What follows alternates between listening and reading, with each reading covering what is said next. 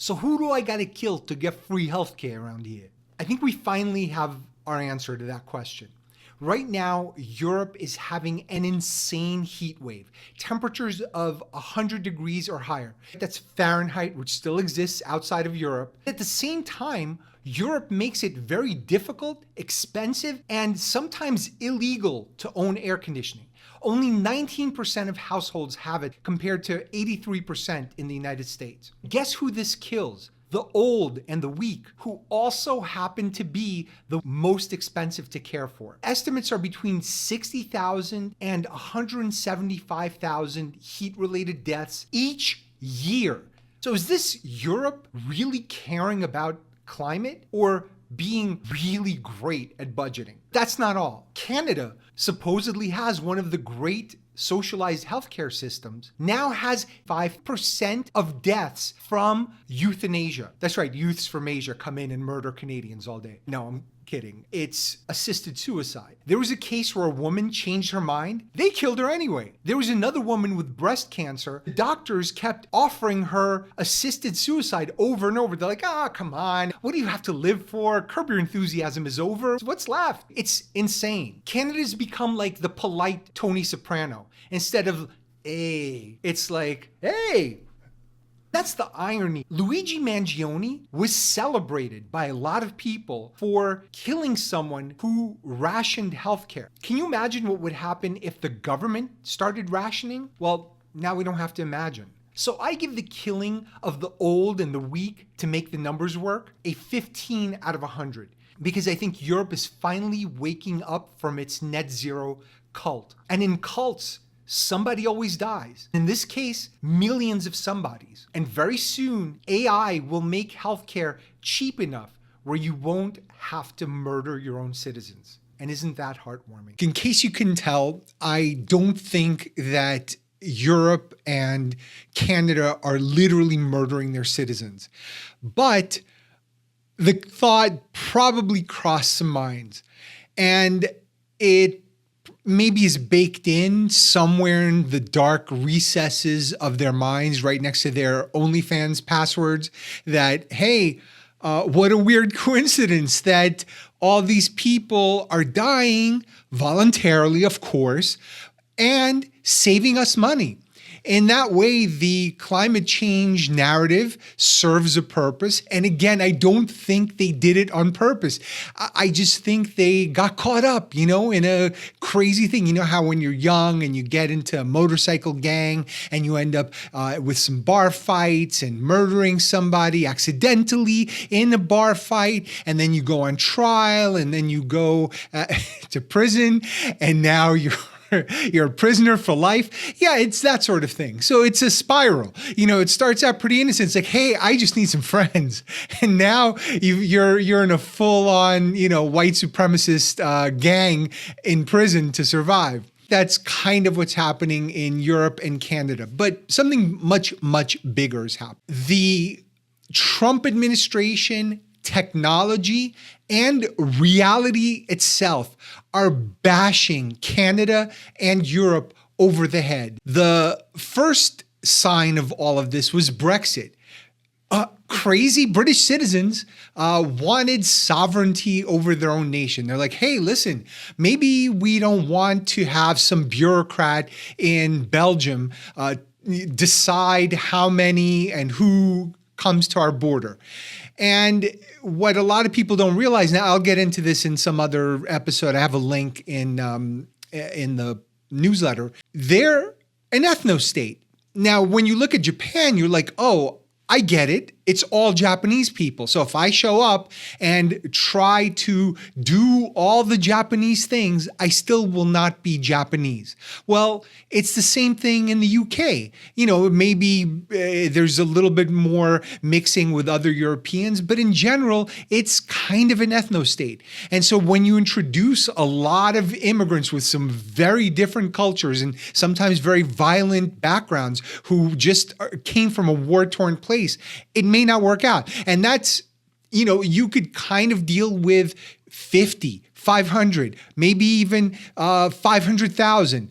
But once you get into the millions, you're now jeopardizing the sanctity of your society. And so the people in England said, hey, maybe we don't want this.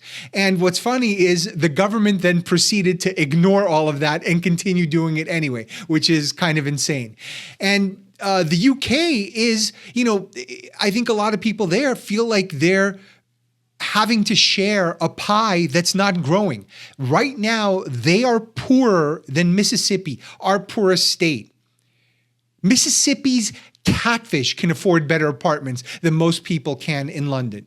And so at some point, Europe was like, yeah, go ahead, leave. You'll see what happens. And they thought that Britain would pay the price. They're both sitting in the corner in a dunce cap. Next came the invasion of Ukraine, and weekended Biden's, because Biden, I don't know who was running that administration. I know that Trump put up the auto pen instead of Biden's photo in the White House, which is kind of funny, but it's also inappropriate, but whatever. I mean, I think if we start drawing lines at this point, we're going to be here all day. But, they tried to act in the spirit of NATO, even though Ukraine wasn't really a NATO member, and even though they played footsies and kind of in a way attracted the ire of Russia by doing that. Anyway, that's for a separate episode. But everyone pretty soon realized that NATO was pretty limited, and the arms dealer, the US, was also not really capable of supplying as much as they thought, either not capable or not willing, because they didn't want to escalate.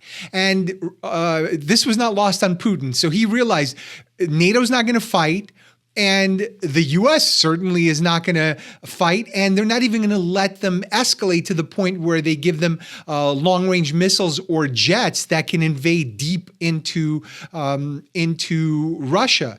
That didn't happen until later, when Ukraine developed its own drone technology to be able to do that. And even then, it's kind of limited. And all of this disrupted energy flows and forced Europe to finally confront its green fantasies. They were like, oh, we could have solar panels and windmills and, and unicorns and all kinds of lollipop forests. But that was not possible because they were completely reliant on Russian gas and oil. And what they ended up doing is starting up their coal plants. So Germany greened its way back to coal, which is insane. It's just a pathetic embarrassment, honestly. Then came Trump 2. And like most sequels, the second one is a lot crappier. And in the first one, he rightfully shamed NATO members to say, hey, you're not paying enough for defense. And Trump 2 was like, what defense? So he completely cut off Ukraine like it didn't exist and bought himself a ballroom. Said, hey, listen, actually, to be fair, the ballroom was paid for by unknown sponsors that definitely will not expect favors in the future. And then he started a trade war, threatened to take Greenland. And if Europe didn't get the message before, the message is, you are on your own. That is the message of the Trump administration. He's a zero-sum negotiator. Somebody wins and somebody loses. It's not sort of a mutual interest kind of thing where, 1 + 1 = 3 type of thing. It sent them scrambling because now all of a sudden, Europe is going to have to provide for its own defense and fund Ukraine. That's money that they used to use for sutures and baguettes. And now they're going to have to, dip into the funds that they thought the U.S. was going to be spending, not them. And that's kind of the funny thing about all this, which is the U.S. has indirectly been subsidizing all those amazing social programs in Europe because we've been paying for defense and they've been paying for all these, surgeries and all the fun stuff you get at a hospital. And here Americans are like, they're just like, I'm bleeding. I better order something from Amazon to stitch this thing up.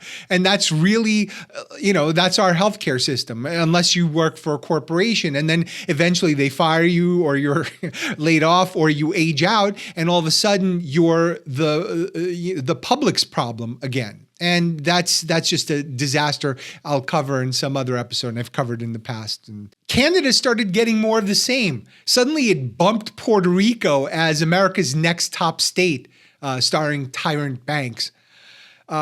Trump hit Canada so hard that Justin Trudeau hid in Katy Perry's house, never to be seen again. And Prime Minister Mark Carney did this whole elaborate speech about the new global order at Davos and said, hey, we're just going to have to, find other diabetics to drink all of our maple syrup now. And as everyone knows, America has the best diabetics and the most diabetics. I'm speaking from experience. And by the time Trump got to bombing Iran, it was pretty clear that net zero, which is essentially Europe saying we're going to get to zero emissions, was total bullshit. Like solar panels, great for running a little calculator or maybe even like a little cottage in Sicily, but not an entire economy. And so Europe made fuel so expensive. Not only did people not have air conditioners, they didn't have salaries as high as they could because everything was expensive. Now, energy's baked into the cost of everything. So people could have had more money in their pocket if they weren't doing these insane things with energy. But more importantly, they deindustrialized the entire country. They punted all of the manufacturing to China. And if you look at this chart, it's insane because now you can see that China didn't even care. And maybe now they're starting to clean up a little bit, but their CO2 emissions went through the roof. And you look at the European countries, they kind of went down a little bit, but not that much. So basically to have almost no impact, they have completely stripped and prostrated themselves and bent over for China. And suddenly Europe woke up, starved for defense, starved for energy, and soon AI was a problem. They were nowhere to be found in AI. And AI, it's like, that it's literally intelligence. So now Europe is the slow kid on the short bus on their way to a school that doesn't matter anymore. I'm not even touching on all of the self-inflicted wounds in Europe. The tax code that punishes work, punishes hiring people, punishes entrepreneurship, and disruptive immigration, which I touched on earlier. I mean, that got to a point where Sweden was looking at their migrants and going, please pack your knives and go home. And aging population, all of this is starting to implode because there's not enough workers, and the workers that did come are not earning enough to sustain these giant, fat, bloated, luxurious social programs. And the other problem is the ability to control narratives is gone. They keep trying to arrest new people in the UK for social media posts. But at some point, people are going to get fed up. And also, they're going to realize it's whack-a-mole. Like it's one thing in the past where they could tell the BBC what they're willing to tolerate and what they're not. Or maybe other broadcasters that you could threaten to take away their licenses. But now that it's everywhere, you actually have to govern now. You actually have to be good at what you're doing instead of just squelching criticism, which is what they're still trying to do. And it's impossible. And back in 2017, I did a podcast where I said Trump will make us great again, but not for any reason that he's aware of, only because he is waterboarding us with realities that we were unwilling or unable to confront. And it is, the first Trump administration was kind of America's intervention. Trump 2 is the world's.